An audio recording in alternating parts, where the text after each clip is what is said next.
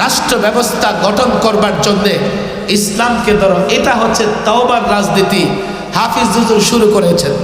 বাংলাদেশে হাফিজ হুজুরের সেই কাজকে এগিয়ে নিয়েছেন যারা, আমরা পরিষ্কার জানি। আমাদের শাইখুল হাদিস আল্লামা আজিজুল হক রাহিমাহুল্লাহ, আমাদের পীর সাহেব মরহুম পীর সাহেব চরমোনাই, মুফতি আমিন রহিমাহুল্লাহ, যারা ময়দানে থেকে হাফিজ হুজুর রহিমাহুল্লাহ সে আন্দোলন এবং সংগ্রামকে এগিয়ে নিয়ে গেছেন।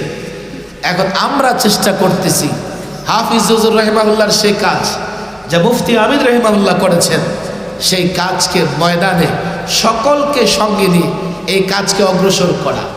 এই হাফিজ হুজুর রহিমাহুল্লাহ দুটা কাজ আমাদের জন্য করে গেছে।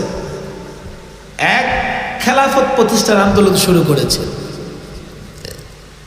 দুই, তওবার রাজনীতির ডাক দিয়েছেন। এই জাতির সাধারণ মুসলমান যারা, তাদের কাছে এটা স্পষ্ট নয় যে হাফিজ হুজুর খেলাফতের ডাক দিলেন। খেলাফত মানে কি? আমরা এই জমিনে আল্লাহর খলিফা, আল্লাহর প্রতিনিধি। ইন্নী জাইলুম ফিল আরদি খলিফা।